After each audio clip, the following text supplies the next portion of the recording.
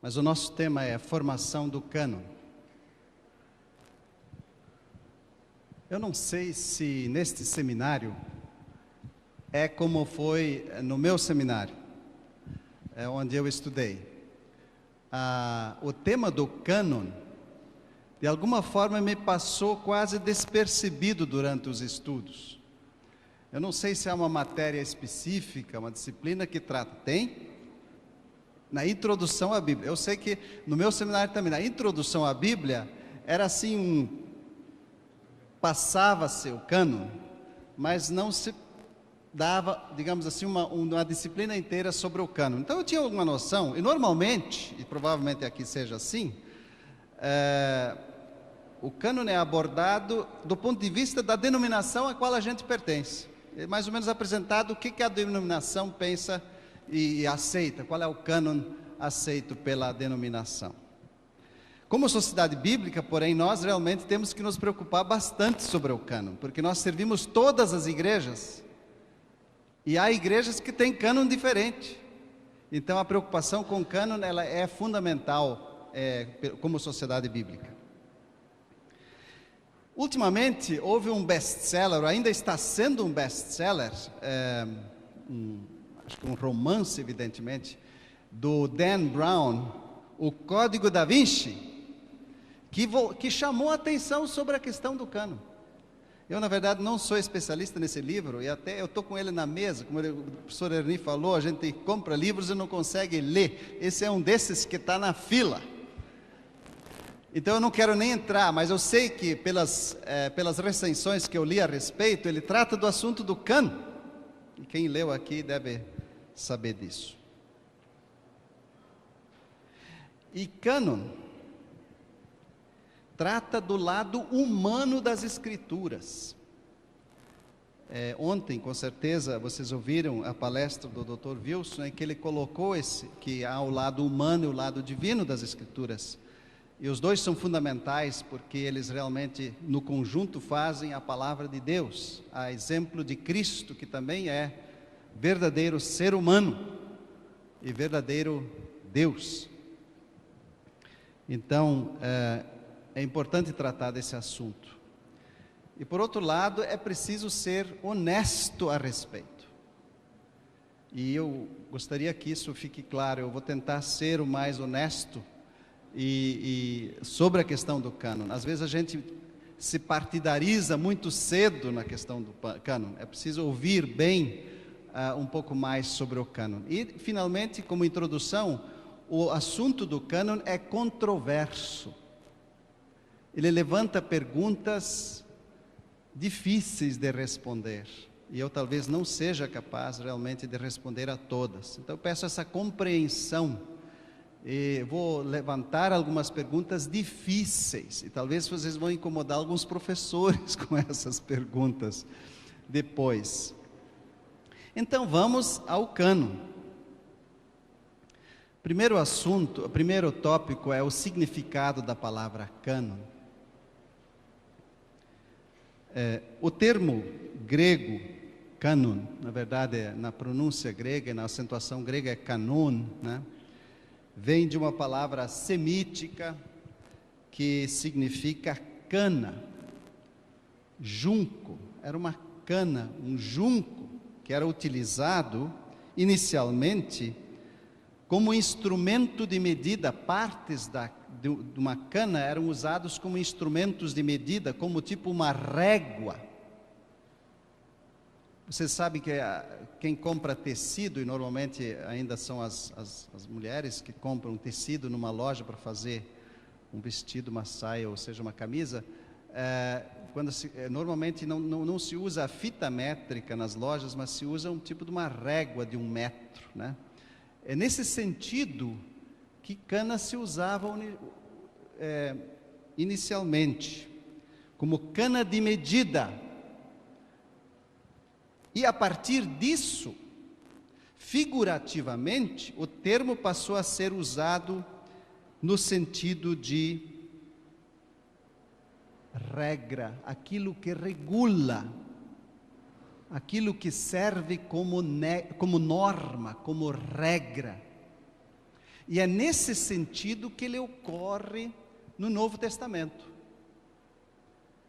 No Novo Testamento, por exemplo, em Gálatas 6:16, nós temos a ocorrência dessa palavra. O trecho é interessante.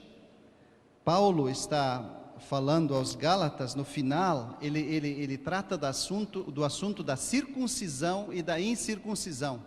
Porque sabem que na Galácia vieram aqueles judaizantes e quiseram convencer os Gálatas de que precisavam, para ser cristãos, precisavam também se circuncidar.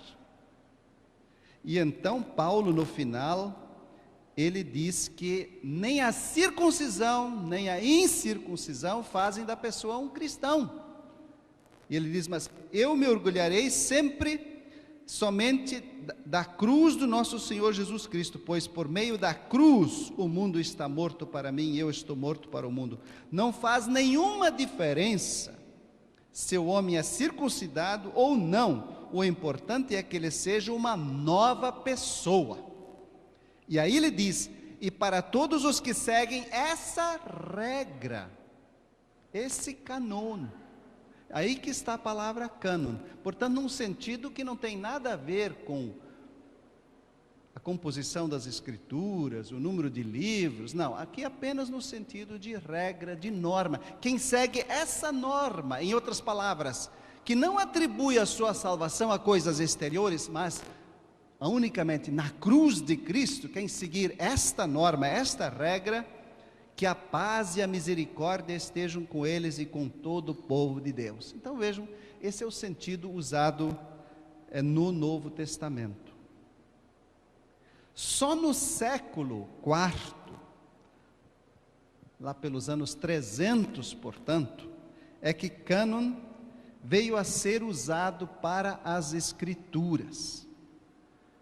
E, primeiramente, por Atanásio, que foi bispo de Alexandria, e em torno de 352, em um dos seus escritos chamado de Decretis Nicene, e depois no concílio de Laodiceia, também foi usado em 360, no sentido já mais técnico, com essa definição, de tratar-se do grupo dos livros reconhecidos pela igreja como inspirados por Deus e normativos para a fé e a vida dos cristãos. Portanto, o cânon passa a ter um sentido técnico relacionado às escrituras, como o grupo dos livros inspirados e normativos para a igreja.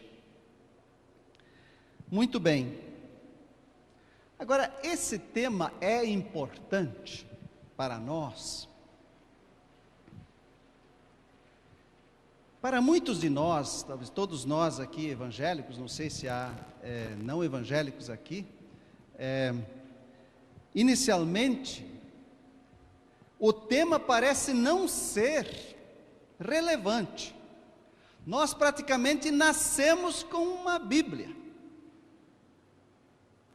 Eu me lembro de uma propaganda de uma marca japonesa que veio pela internet, eu achei sensacional. Começa assim um filmezinho dramático, a mãe dando à luz, né? Aquele drama da mãe dando à luz, e a gente olha, mas o que é isso, né?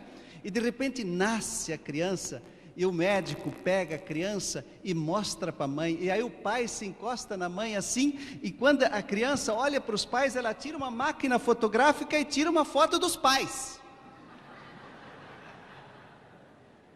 É a propaganda da Fuji, né? Não, mas isso, nós somos mais ou menos assim, nós nascemos com a Bíblia, não é isso? Nós uma Bíblia pronta. Então parece o tema não é relevante, quantos livros são, é óbvio que são, quantos livros são que tem a Bíblia? Quantos livros tem a Bíblia? 66, parece óbvio. Será que é óbvio? Essa é a pergunta. Quando eram só rolos, como é que era? Você sabe que até uma certa altura só havia rolos, cada livro, tinha grupos de livros que eram rolos. Será que era tão óbvio quantos livros faziam parte do cânon? Sabemos que na igreja primitiva se lia muitos outros livros também. E aí nos damos conta de que nem sempre foi tão óbvio assim como hoje. Da mesma forma, se nós olharmos do ponto de vista católico, para os católicos também talvez não seja tão relevante. Também sempre tiveram uma Bíblia pronta, com 73 livros. Portanto, uma porção de alguns livros a mais que nós. 7 livros, aparentemente. No entanto, a situação é muito mais complicada. Isso de a Igreja Católica ter um número de livros, um cânon um pouco diferente, já nos torna um pouco curiosos. No Brasil, praticamente existem esses dois blocos cristãos. Existe o bloco católico e o bloco protestante, evangélico. No mundo, porém, existem mais blocos. Sabe qual é o segundo maior bloco cristão no mundo? O primeiro, obviamente, é o bloco católico. O segundo é o ortodoxo. E que, sem dúvida, é cristão. Acho que ninguém de nós diria que não são cristãos. É um grupo ortodoxo cristão de milênios, em termos de extensão de trabalho neste mundo. Cobre uma área grande deste mundo, especialmente no lado oriental. Mas esse bloco ortodoxo, para nós que somos tão distantes e praticamente não temos contato com ele, esse bloco ortodoxo nos parece tão homogêneo como o bloco católico, e não é. Na verdade, o bloco ortodoxo, ele se divide em 5 grandes unidades.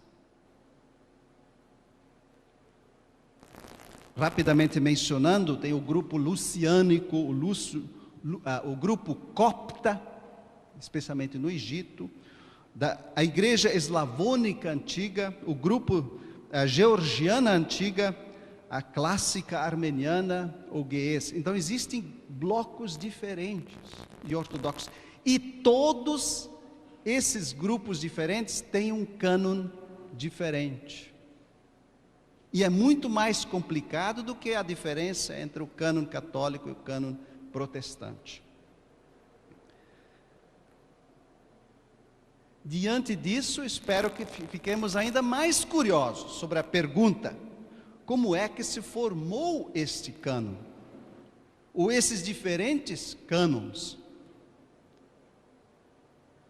E mais a pergunta: quantos livros tem o cânon?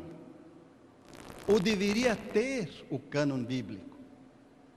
E aí, talvez para despertar mesmo a pergunta, eu faria a pergunta bem pessoal para vocês: quantos livros tem o seu cânon?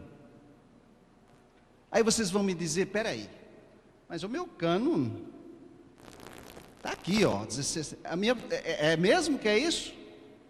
Quantos livros efetivamente usamos em nossa vida? E eu digo isso aos pastores também. Quantos livros tem o seu cânon? Será que, como pastores, pregamos regularmente sobre todos os 66 livros? Ou alguns não entram na nossa pregação?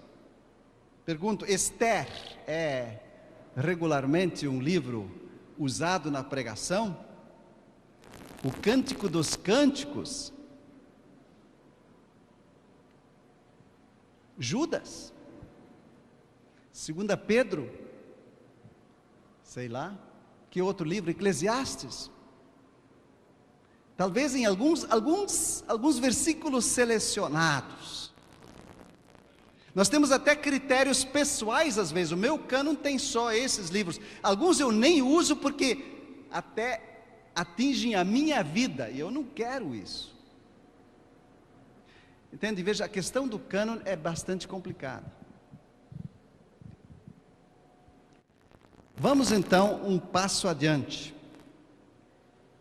Quais são as posições sobre a formação desse cânon? Eu não posso ir aqui, nesse tempo que nós temos de 1 hora, discorrer longamente sobre a história detalhada da formação do cânon. Eu quero mais me concentrar na concepção por trás da visão sobre a formação do cânon e algumas implicações. Há basicamente duas posições a respeito da formação do cânon. Uma é esta que está colocada aqui, de que a formação do cânon teria sido um processo puramente humano. O que significa isso? Há uma porção de autores que defendem e escrevem, quando a gente lê livros sobre o cânon, de que os livros bíblicos, quando apareciam, quando surgiam, não teriam sido sagrados e divinamente autoritativos. Então o livro surgia como qualquer outro livro, e só mais tarde teriam adquirido tal posição, isto é, de serem realmente autoritativos para a igreja, na medida em que a comunidade dos cristãos lhes atribuía tal autoridade divina. É que a comunidade então teria, aos poucos, puxa, mas esse livro, e aí de repente decretava que esse livro era de autoridade divina. Por isso, canonização nesse contexto, de acordo com essa posição, é visto mais como decisão da comunidade. E essa decisão, segundo esses autores, teria ocorrido principalmente em relação a ameaças e perigos. O que significa isso? A igreja, de repente, era ameaçada por outros ensinadores, alguns mestres que surgiam e ensinavam alguma coisa e a igreja se levanta. Espera aí, isso é heresia. Mas heresia por quê? Porque não é de acordo com esses livros. Então vejam, nessa luta contra as ameaças daquilo que era ensinado na igreja, a igreja dizia não, porque ele ensina diferente destes livros. Esses livros são o nosso cânon. Então, de certa forma, a decisão sobre o cânon ocorria nessa luta contra ameaças da igreja. E então tomava uma decisão de que tal livro ou tais livros são canônicos, e então passavam a ser a norma ou a regra de fé e da vida da comunidade. Às vezes, é claro, há autores entre esses que não são radicais no sentido de dizer que não tivesse havido desde o começo uma participação divina. Reconhece-se algo como uma providência de Deus nesse processo. A outra posição é de que a formação do cânon é obra divina, desde o começo. Há, novamente, porção de autores que assim afirmam. Eu, obviamente, me incluo aqui, de que a formação do cânon é obra divina. Isto é, os livros foram escritos pelo mistério da inspiração. Então, desde o começo, os livros, quando estavam sendo escritos, depois de escritos foram enviados, Tudo isso faz parte de uma obra divina. Já na hora de escrever, Deus estava presente, inspirando o autor para que esse livro fosse de orientação para a igreja de todos os tempos. Reconhecemos isso na palavra da segunda de Pedro, capítulo 1, versículo 21. Vocês conhecem muito bem, depende da versão que vocês olharem, né? Segunda de Pedro,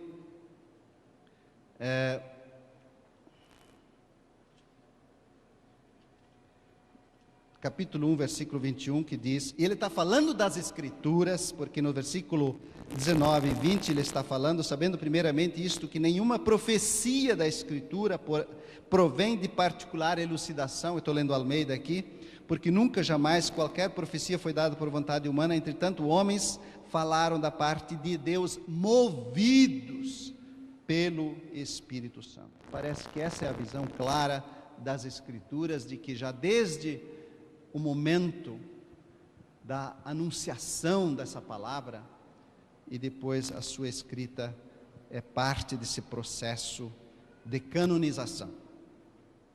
Então, desde o momento em que elas apareceram, os livros já eram divinamente autoritativos. Autoridade para a igreja, autoridade para o indivíduo, autoridade de Deus para o indivíduo e a igreja. E então, o que é canonização dentro desta posição sobre a formação do cânon? Então, canonização não é mais a igreja decidindo qual é o livro, mas canonização é meramente a igreja reconhecendo quais são os livros que Deus inspirou e Deus deu como norma, como regra para a fé e para a vida. Então é um reconhecimento da igreja que estes livros eram a sua regra de fé e vida. Com isso surge, eu não sei se está no vosso livro, um princípio fundamental. Eu não sei se está aí. Eu vou precisar pedir que eles façam uma nova cópia, mas esse é um princípio que nasce disso aqui. Inclusive já foi emitido pelo Dr. Ernie, nessa palestra toda. Deus cria a igreja. No fundo, o que estamos dizendo aqui? Não é a igreja que cria a palavra de Deus, ou cria o cânon, mas é na verdade o cânon. Isto é, a palavra poderosa de Deus é que cria a igreja. No momento que eu adoto a posição de que é a igreja quem decide sobre o cânon e define o cânon, eu estou na verdade caindo fora desse princípio, porque estou me colocando acima do próprio Deus, enquanto que Deus é que cria o cânon, cria a igreja, nos chama, nos ilumina e nos dá a fé através da sua palavra, que é a palavra canônica. Então, não é a igreja que cria o cânon, mas é o cânon, essa palavra poderosa de Deus, que cria a igreja. Indo mais um passo, aí nós chegamos, na verdade, temos que falar de dois cânones, porque há dois processos bem distintos, o do Antigo Testamento, o Velho Testamento, como alguns preferem, e o do Novo Testamento. Há dois processos diferentes. Então vamos falar um pouco, primeiro, do cânon do Antigo Testamento. Quantos livros tem para nós, assim facilmente, o cânon do Antigo Testamento? 39. Será que é mesmo isso? 39?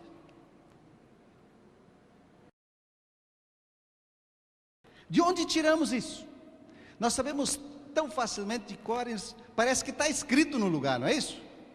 Quando a gente tem uma verdade tão fundamental em doutrina, em igreja, não, porque está escrito, certo? Eu pergunto, onde está escrito? Bom, vamos começar. Entre os judeus havia duas listas. Uma com 22 e outra com 24 livros. Que a gente também olha para os judeus, afinal eles eram vinham antes dos cristãos, né?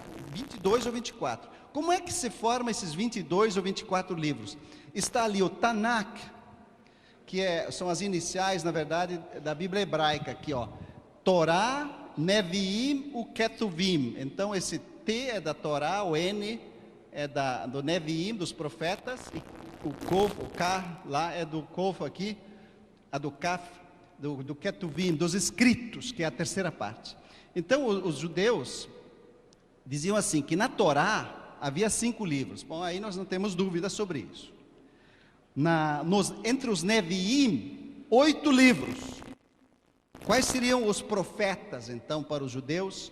8 livros dos profetas.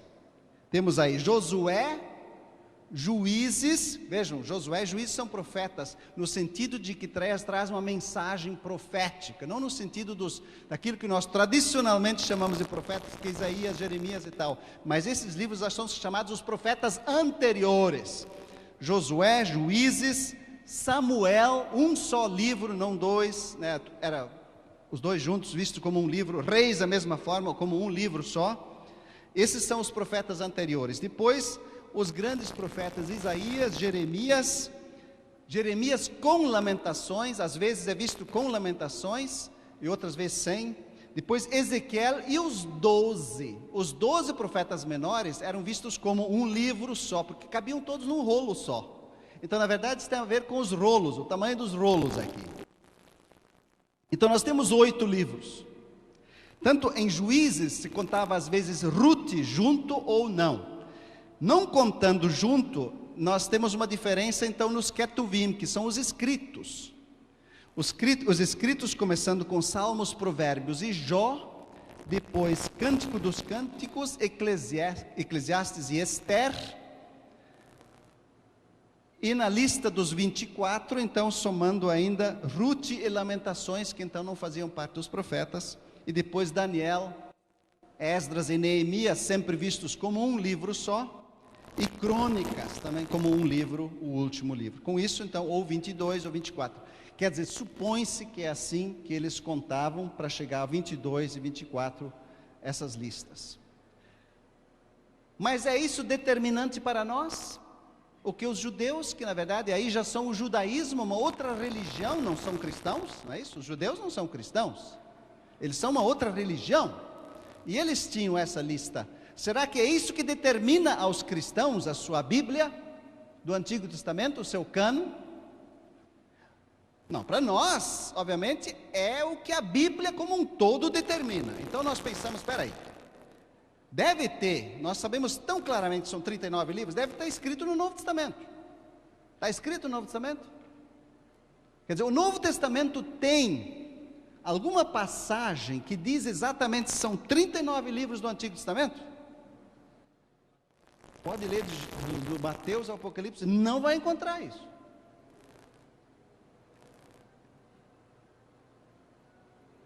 Mas dá para ter uma ideia geral. Por exemplo, surgiu em certo momento o critério, alguém achou que o critério ideal é esse. São aqueles livros que o Novo Testamento cita, certo? Se o Novo Testamento cita, nós sabemos que em Mateus, Marcos e tal, dizendo, como disse o profeta Isaías. Bom, Isaías tem que ser santo, tem que ser um livro canônico, não é mesmo? Como falou Jeremias, como disse Moisés. Bom, então a Pentateuco, Jeremias, Isaías, etc.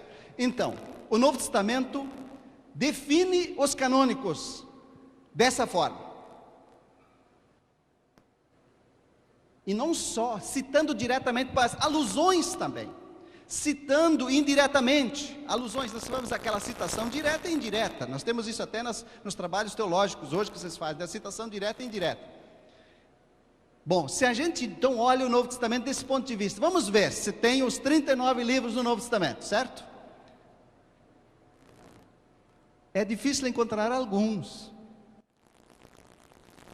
O problema é que no Novo Testamento você encontra mais. Por exemplo, em Romanos 1, 18 a 32, é um trecho denso de Paulo sobre a idolatria.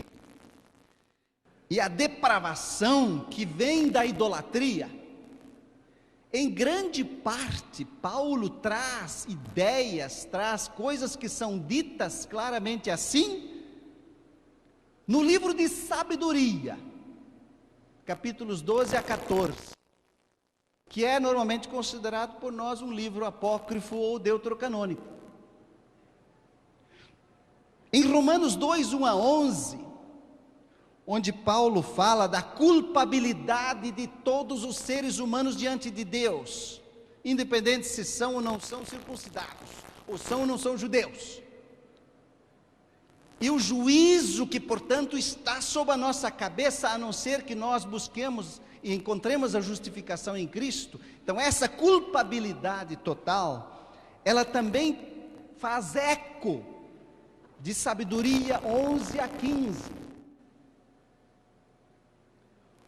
Ou, mais assustadoramente, vamos fazer essa palavra assustadoramente, se olharmos Hebreus 11,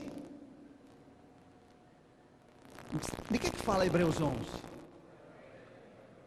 Exato, os heróis da fé e os grandes heróis da fé. Deixa eu ver se eu acho rapidamente aqui, Hebreus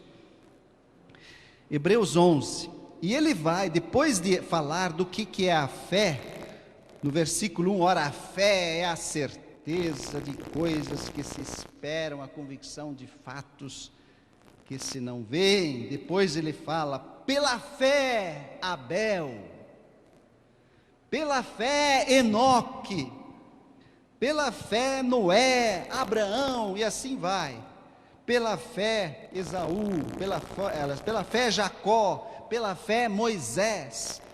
No fim, vejam os versículos 35 a 38, especialmente 35b, a segunda parte.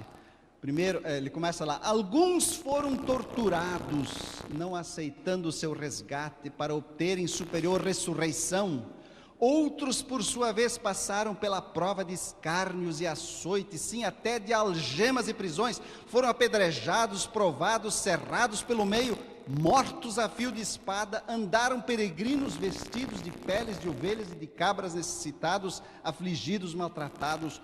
E vejam essa frase agora, homens dos quais o mundo não era digno, errantes pelo deserto, pelos montes, pelas covas, pelos antros da terra. Quem são esses homens dos quais o mundo não era digno? Encontramos em 2 Macabeus. 2 Macabeus, capítulo 6, 18 até 7, 41. Ou então 4 Macabeus, que nem na Vulgata está. 4 Macabeus, capítulo 5 a 18. Ou então, vejamos mais uma citação de Enoque, no livro de Judas. O Judas fica antes do Apocalipse, é fácil de achar, é o último livro penúltimo livro da Bíblia, né? Judas.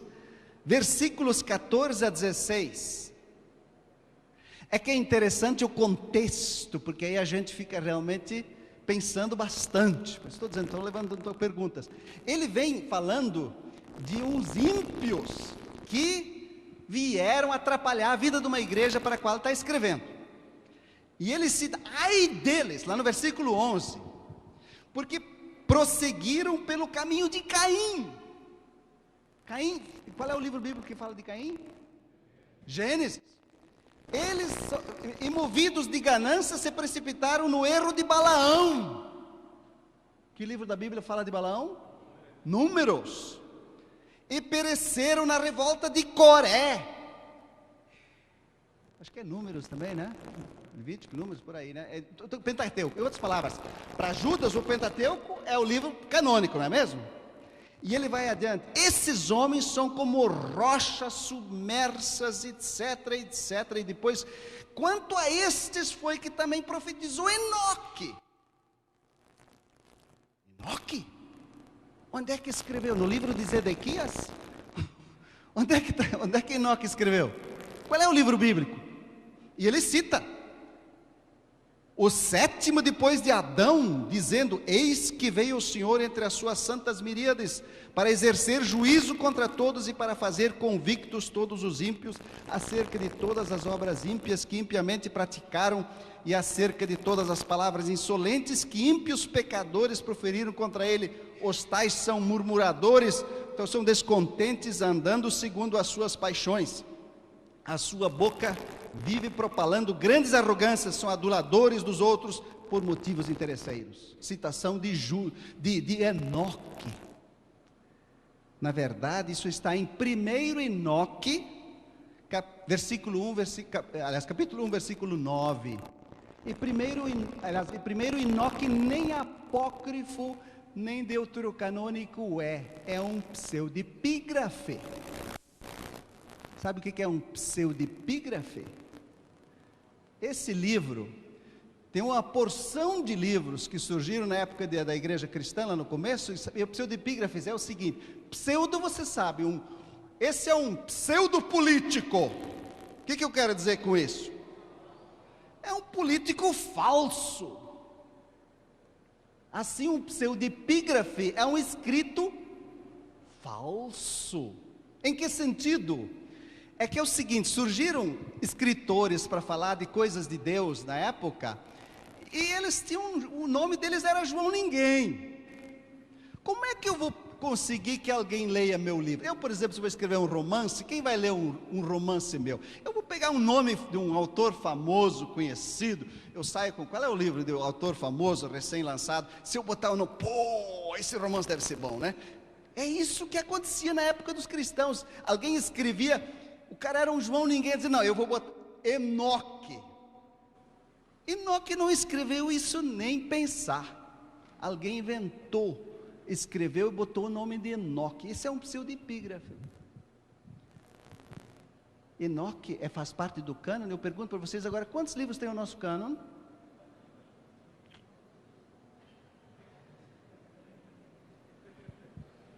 Tá difícil, né? Mas aí, sabe quando surgiram as descobertas de Qumran? Lembra aquelas cavernas lá perto do Mar Morto? E foi a sensação. Não, ali vai descobrir, lá vão descobrir os livros todos do cânone antigo, somente vai resolver. Encontraram efetivamente pedaços, fragmentos de todos os livros, menos de Esther.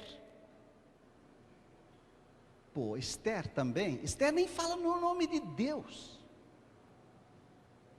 Aliás, Cântico dos Cânticos também não menciona o nome de Deus.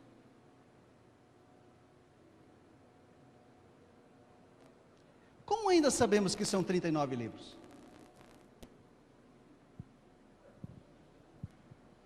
Mas há referências, nos próprios apócrifos existem referências ao cânone, muito gerais.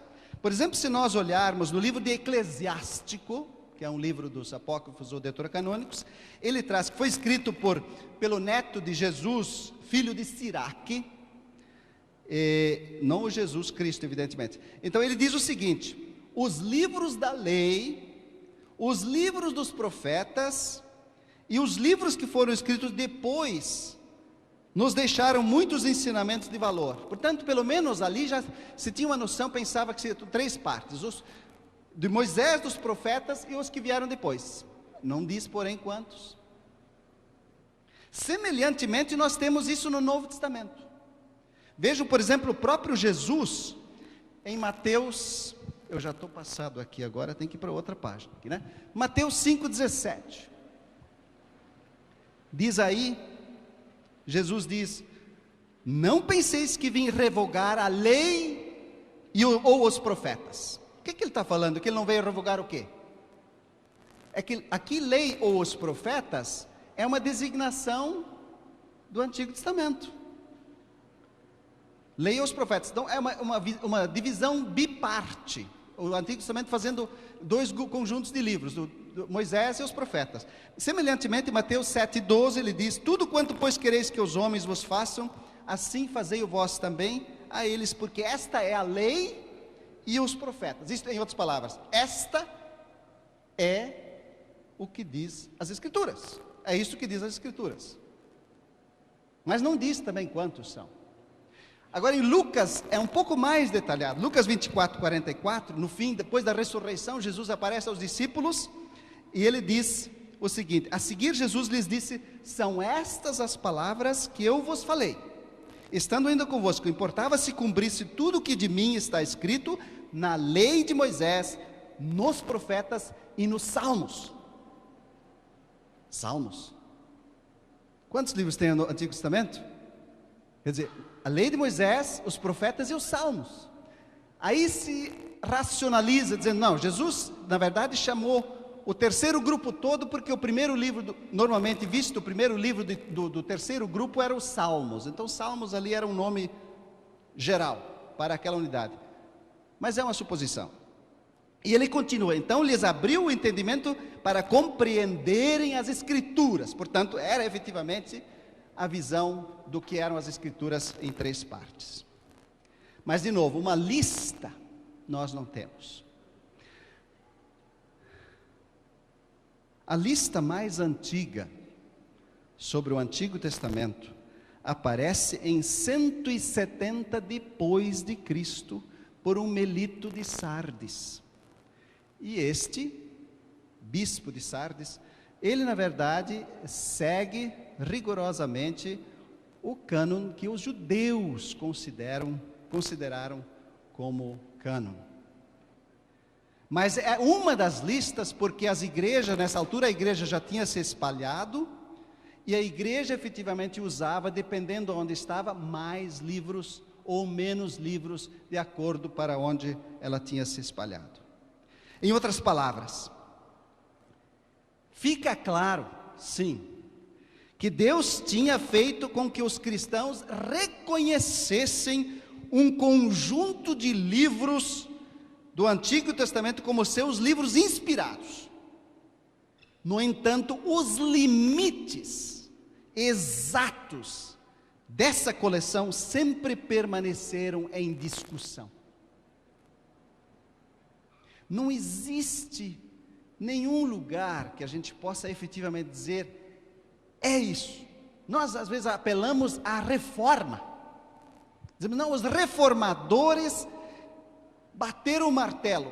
Bom, primeiro não podem bater o martelo, sabemos que do ponto de vista canônico é Deus quem bate o martelo, não é nós que batemos o martelo sobre o cânon.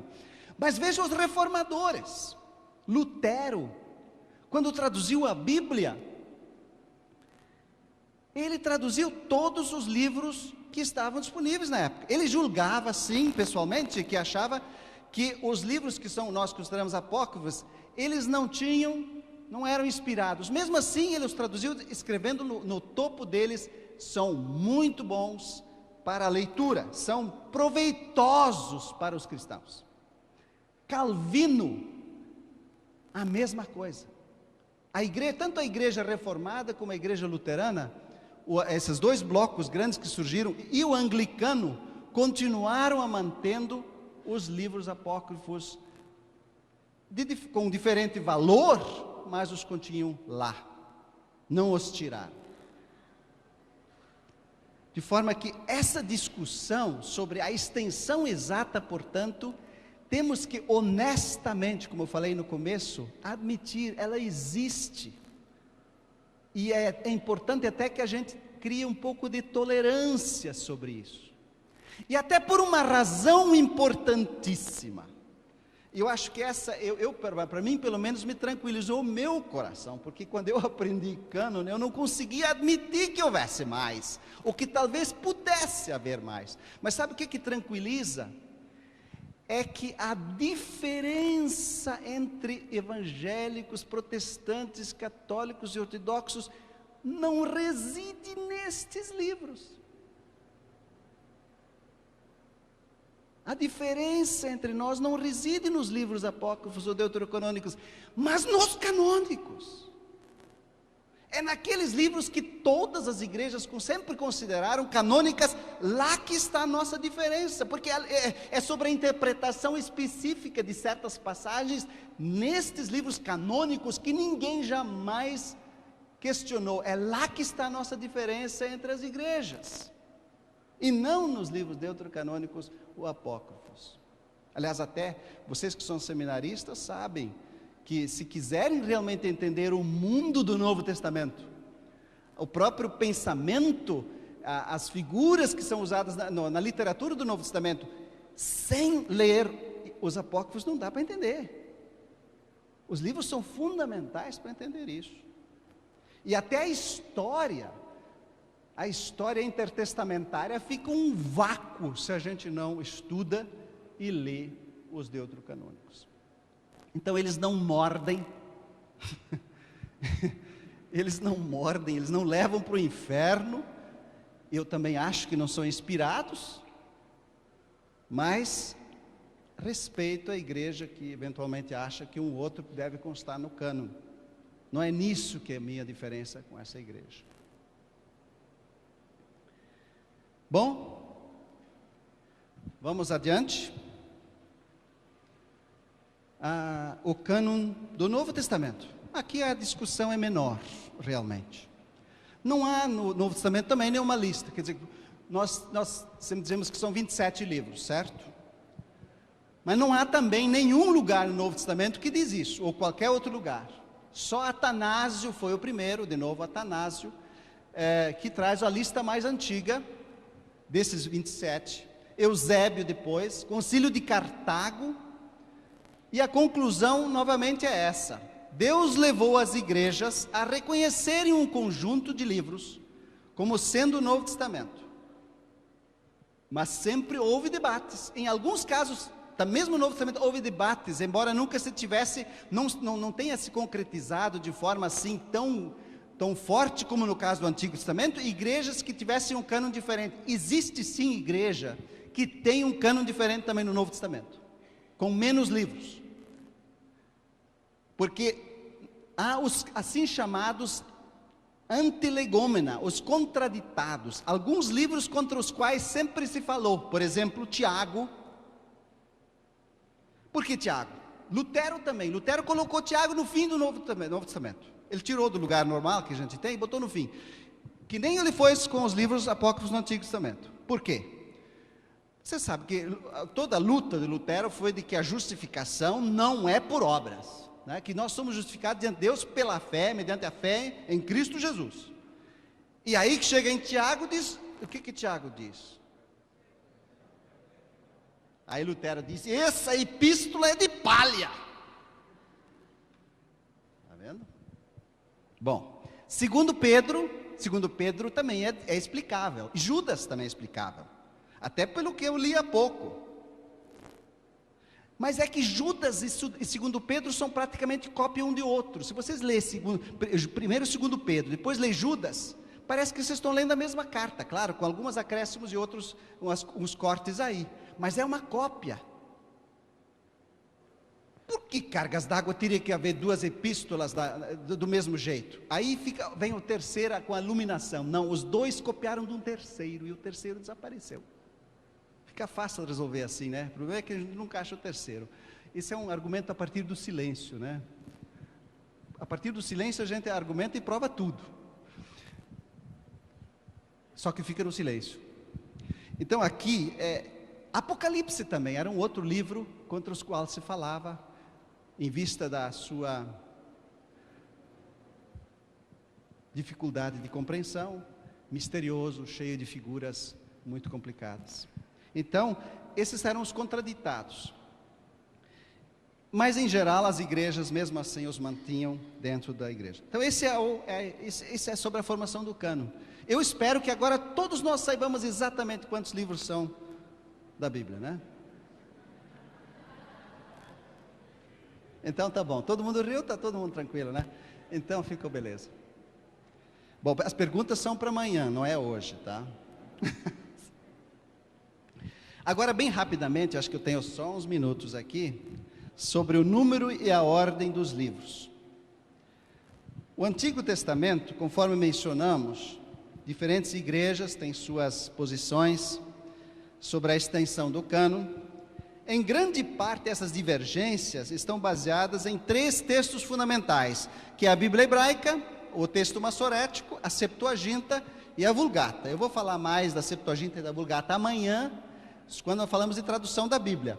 Então, a Bíblia hebraica tem 39, e normalmente tem sido o cânon adotado pelos protestantes evangélicos, não desde que começou o protestantismo, mas a partir mais ou menos do século 17. 1600, eu não sei se 30 e pouco, pela primeira vez, na Bíblia de Genebra, foram tirados os livros deuterocanônicos, e ficaram só os 39 do Antigo Testamento. A data eu até posso localizar depois, mas foi só então, não do começo, que o protestantismo surgiu.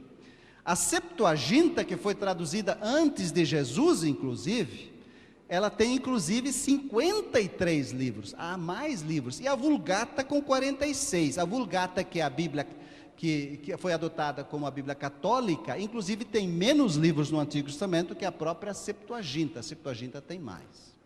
Então, a partir destas três, é que vem as tradições canônicas em geral. Portanto, os ortodoxos, que é o mundo oriental, para quem a língua grega é tão importante, ou às vezes mais importante que o hebraico, há lugares lá em que nós temos hoje uma série de projetos de tradução da Bíblia, em que eles nem admitem o texto hebraico como original, mas o texto grego da Septuaginta. Então, a Septuaginta é tão fundamental. E no Novo Testamento, as divergências praticamente não existem, são muito menores. E então, nós chegamos às Bíblias em português. Como é que é a Bíblia em português? No Novo Testamento, aliás, a Bíblia em português.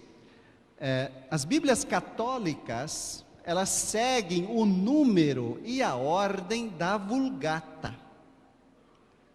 Agora, os protestantes seguem no Antigo Testamento o número, aqui no Brasil, pelo menos a Bíblia hebraica, mas na ordem a Vulgata. Então, a Vulgata mesmo é de uma influência fundamental sobre toda a cristandade. E nós vamos ver isso amanhã, especialmente na questão da tradução. Nós vamos falar sobre a Vulgata bastante.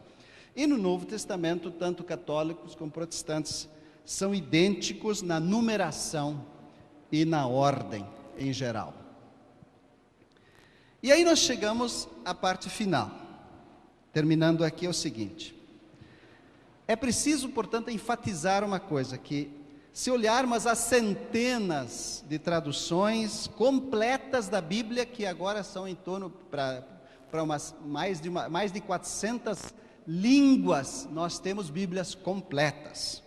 Se nós olharmos isso, há uma boa diversidade, tanto no número de livros, como na ordem desses livros da Bíblia. No entanto, não podemos perder de vista que essa diversidade, que atinge um certo número de livros, que em toda a história da igreja cristã se situaram mais à margem dos livros inquestionáveis,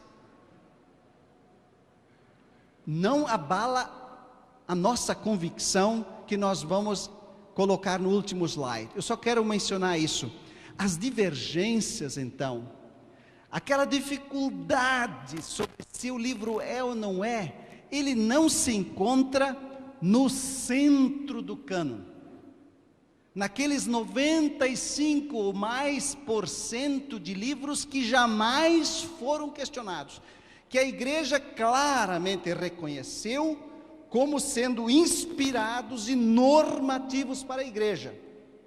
Agora, lá na margem, alguns livros sempre ficaram em discussão. Algumas igrejas diziam sim, com um sim mais fraco, mas um sim, vamos lê-los também como palavra. Outras igrejas não.